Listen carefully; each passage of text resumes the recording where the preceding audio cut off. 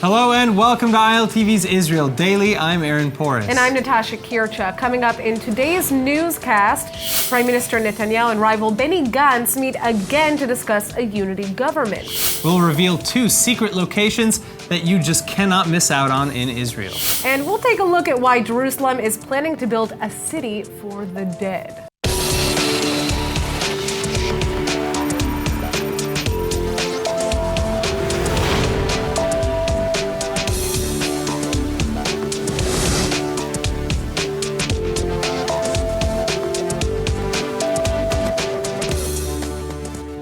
Kachol and Lavan party chief Benny Gantz is now in his first week of government negotiations after President Rivlin handed him the official mandate last week. And in efforts to drum up the 61-seat majority that he needs, Gantz is meeting on Sunday with Likud party leader and incumbent Prime Minister Benjamin Netanyahu.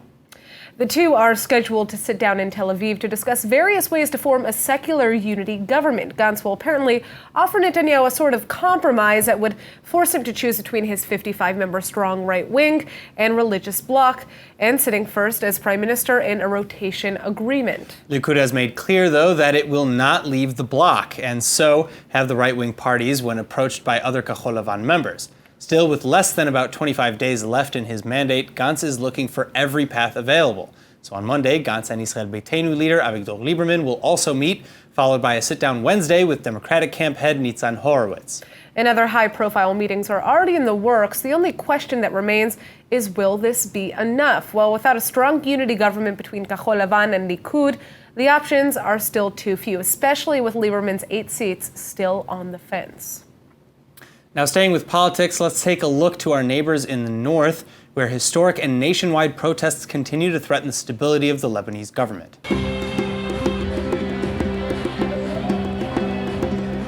It is now the 11th consecutive day that massive and widespread demonstrations have gripped the nation of Lebanon.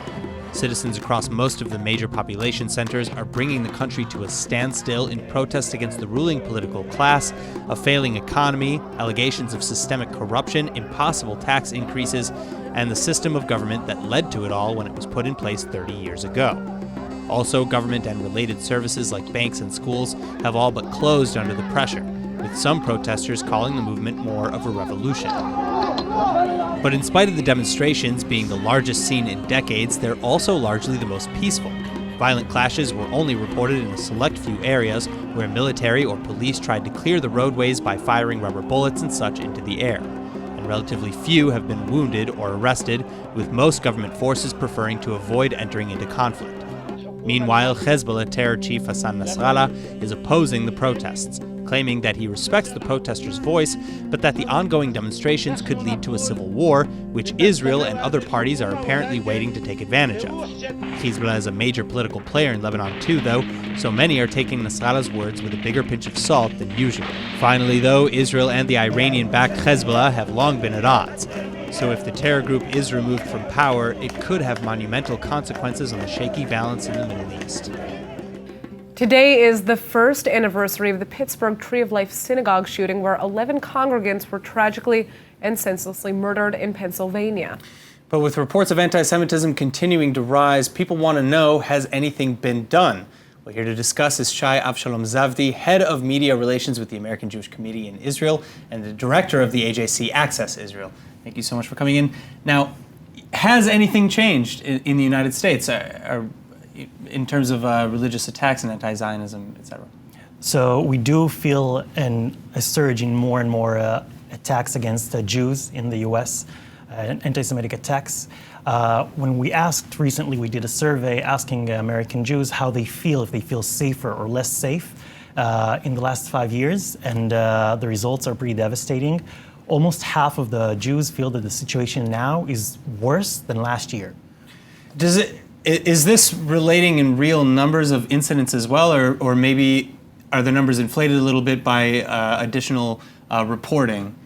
That's an interesting question. I'm not sure about that, but people do feel less safe. And if we're talking about feelings... Why do you think that's the case? Because we see more and more, let's say, lethal attacks. For example, the attack in Pittsburgh. This is something that we haven't seen in years. 12 people die is an unprecedented thing. Also, just 6 months later, exactly 6 months later, we had the attack in Poway, California, taking the life of another person. This is something that we haven't had before. Now, what's very interesting here is kind of the line between what is anti-Semitism versus anti-Zionism. And, we seem to see, more anti-Israel, I don't know if propaganda is the right word, but bias on college campuses more specifically. Is that translated and understood as being anti-Semitic in the United States, or are those two things deemed to be unrelated? So if you're asking the Jews, definitely anti-Zionism equals anti-Semitism. But there's still many young Jews who feel that they're, moving further away from the state of Israel. Yes, but this is a different kind of a thing, because they feel they're more connected to liberal values. It's not that they're against Israel, they're against Israel policies. Mm-hmm. This is different. Well, you see non-Jews talking about having anti-Zionist expressions. For example, the Jews in the U.S. are the reason why the U.S. supports Israel, because of the Jewish money. This is something that is completely anti-Semitic, and I'm 100% sure that we as Israelis can relate to that as well. Right. Well, and so how much do you see Israel specifically legitimately relating to incidents of anti-Semitism, et cetera, versus maybe the political climate worldwide or in America specifically?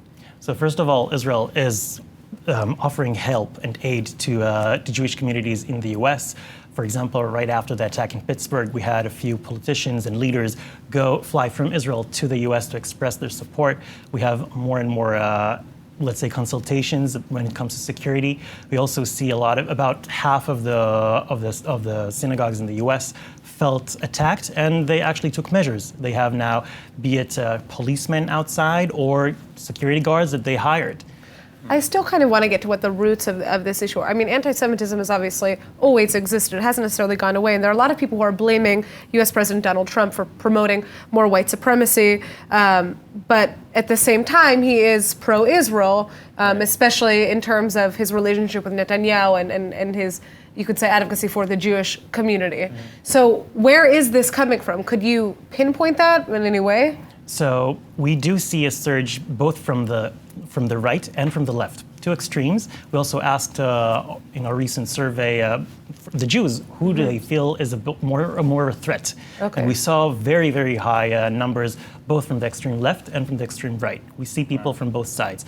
Now you have to take into account also that about 70% of the Jews in America are Democrats.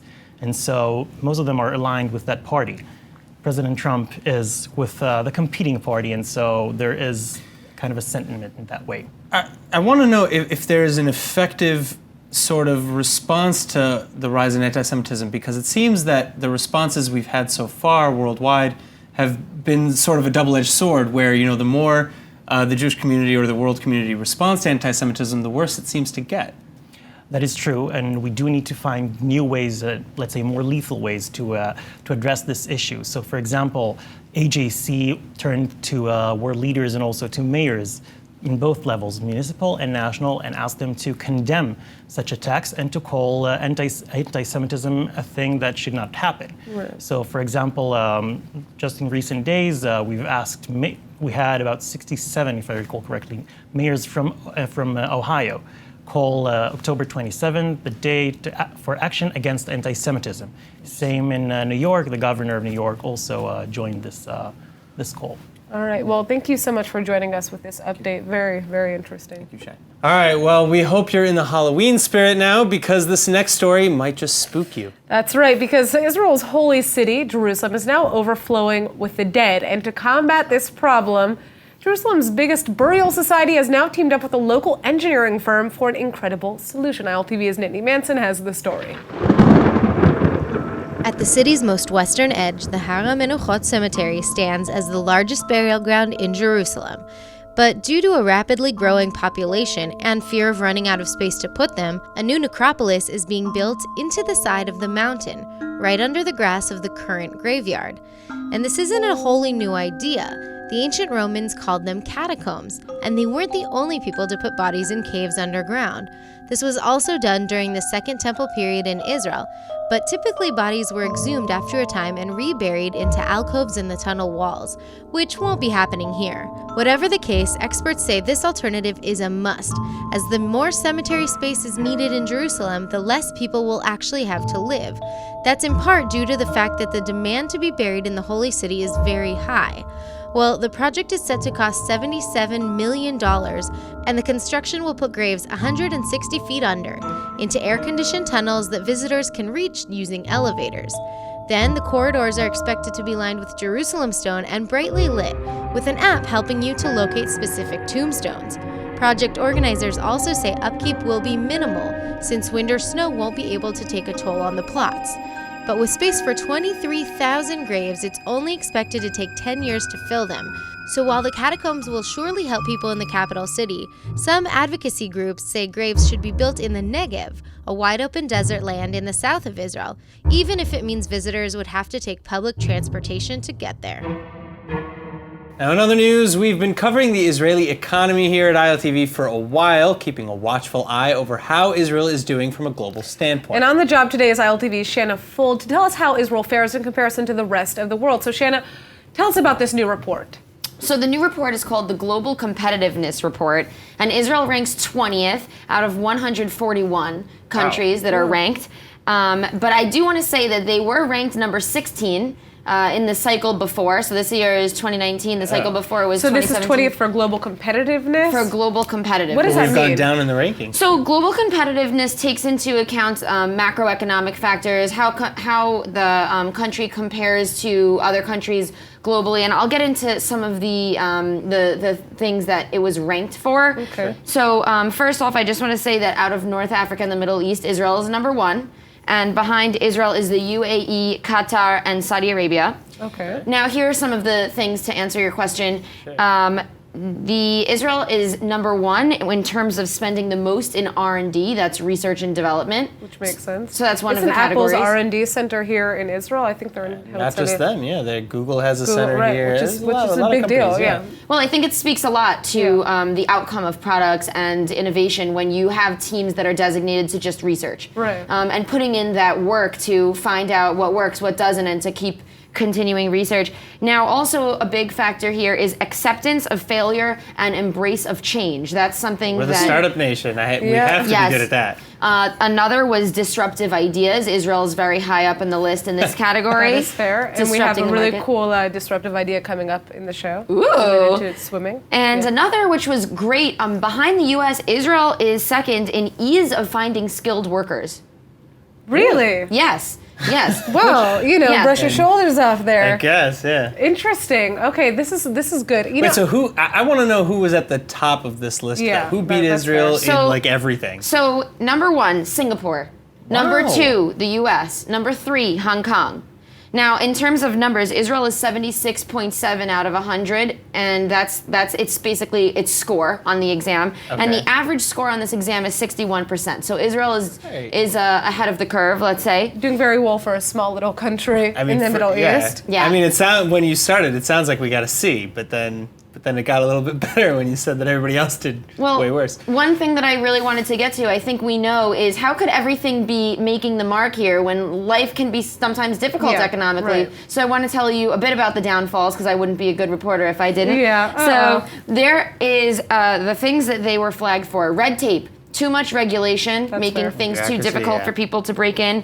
A low commitment to sustainability, which surprised me a lot. Yeah, that does surprise me. Not me, not with all our plastic here, but this one might not surprise you. A lack of long-term vision in government policy. Oh, come on. All right, I mean... No shock there. Sorry. Yeah. We don't have a government. But I think... Is that the final one? There's a few more. Effectiveness in the railway station puts us behind. Bad bureaucracy, a lack of competitiveness in domestic products. All right, well, on that note, we'll just say Israel's still ranked 20th or 21st? 20th. I'm still proud of us. So we're still proud of ourselves. Yeah. But yeah, we do have some things to work on. Thank you, Shanna. All right. All right, guys. Now this story really got my attention because it's so crazy. Yeah, actually, I had to read the story a few times myself before it actually Yeah, an Israeli tourist was arrested in Venice for holding a woman hostage while she was working at a currency exchange. Now, the 46-year-old man said he had been cheated out of the correct amount of euros that he was supposed to get for $100. Yeah, so not only was the guy obviously very angry and demanding a complete refund, but he even pulled down the shutters and kept the woman hostage, kept her from leaving the booth for more than a half an hour. Okay, now this obviously is not funny. I mean, at the end of the ordeal, the man was arrested for kidnapping, but you know, it kind of makes me smile just because I know how frustrating it is to go. I mean, he's the anti-hero. Well, you always feel kind of like want to root for him because you always feel like you're being ripped off when you're traveling abroad and exchanging money. Yeah. So this guy reached his breaking point. Still, we don't approve, though. We don't approve.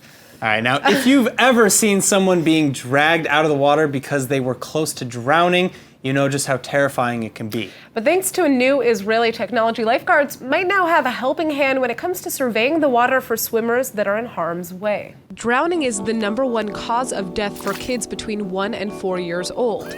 It's also the third leading cause of unintentional death worldwide. And while lifeguards on duty are always keeping an eye out for flailing arms or small children, they can't account for every individual in the water all day long. Well, Sightbit is a company that uses a series of beach cameras to offer lifeguards a panoramic view of their turf.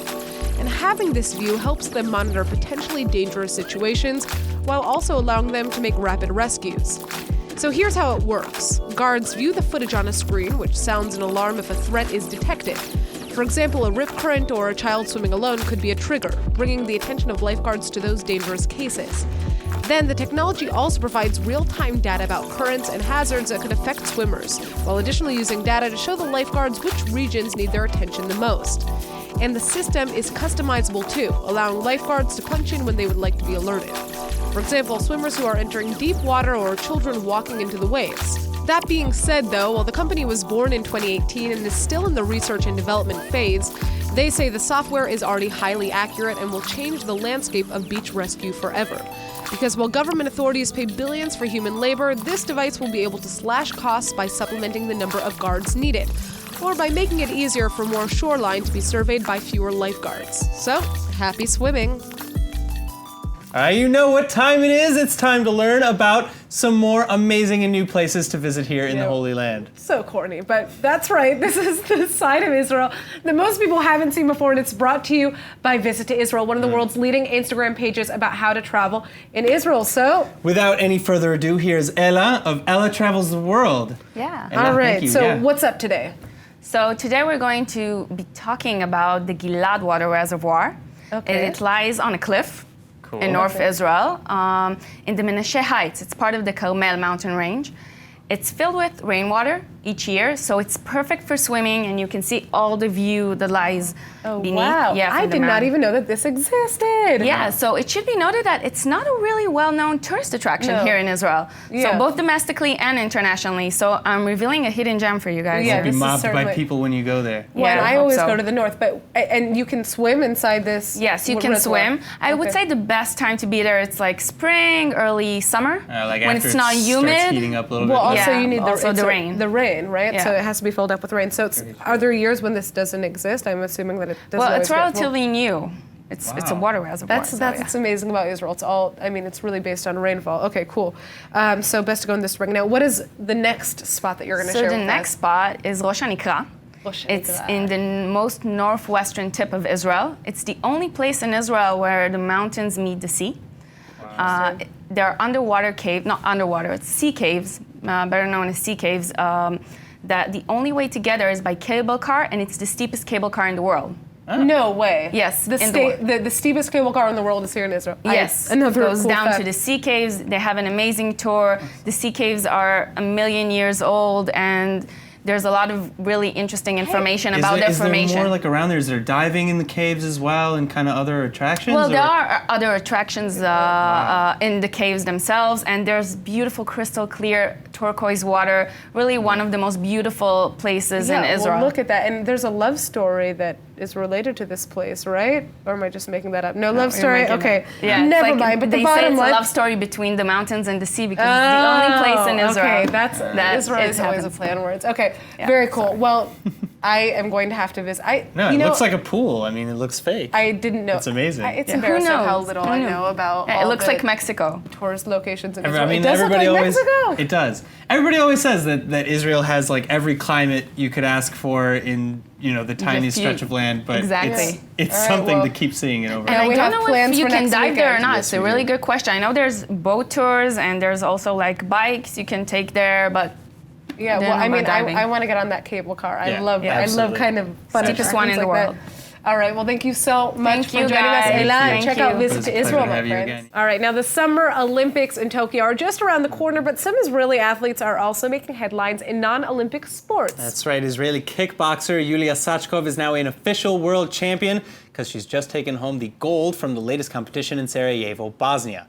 21-year-old Sachkov placed first in the K1 style under 52 kilo class competition, telling the Khan Public Radio that this is a dream come true and that everything worked perfectly. Well, it's a big deal. I mean, 3 other Israelis also placed at the World Association of Kickboxing, That's right, they which all is got silver, yeah. surprising because I didn't know that we were that good at kickboxing. I mean, it kind of makes sense. We've got judo, and we invented Krav Maga, so we might as well be good at some other sort of martial arts. And what's interesting is that all of these Israeli athletes are actually teenagers. Shil Most of them, Cohen. yes, except for Yulia. Yeah, She's the only except one. for She's Yulia, 21. but I'm talking about the other 3. Now, Shil Cohen, she's 19. She's from Tiberia. She won a silver in the under 52 kilogram class. Daniela Pashayev, she's 18, also from Tiberias. I guess kickboxing is a big deal over there. It's maybe. And got a good Moshe center. is 19. She's from Nahariya. He is from Nahariya. And I'm just surprised that kickboxing is not in the Olympics. I think we actually have reason to push for it now. I actually agree. Also because it is just a world competition. It's not like, very few countries are really participating. Kickboxing is a world sport. Right, and I mean, now that we have so many athletes that are so incredible, Yeah, we might don't. wanna, No ulterior motives there. No, none whatsoever. All right, it turns out that Israelis may be praying for rain just a little too well in this hot, arid corner of the world, as a rare so-called Medicane or Mediterranean hurricane erupted seemingly out of nowhere over the weekend. That's right, massive storms and flash floods actually drenched the country from top to bottom, and freak lightning storms caused light damages and widespread power outages in the nation's center. Even in my house, we had a power shortage last night. And this has mostly been in Tel Aviv, but that's, far from all of it. There was a music festival, the Indie Negev, one of the biggest music festivals in Israel, that was canceled. Just 2 hours into the show, yeah. I know. Yeah, and the headliner didn't play, nothing. And there were also, sadly, a lot of car accidents that took place over the weekend. Yes. This has been all over local Israeli news, just how many people were killed in these accidents. There was even a 16-year-old from Gaza that was killed on contact when he was electrocuted by an electric pole outside of his home. Yeah, he just touched it, and that's what the EMT said. That is the moment he touched it, he was killed. Which is heartbreaking. But the drivers, that's something that we can at least do something about. And driving here has become just horrendous when we have inclement weather. Last night I was driving back to the center from the north, about an hour and a half drive, and just coming into Tel Aviv. I'm talking about in the center of Tel Aviv.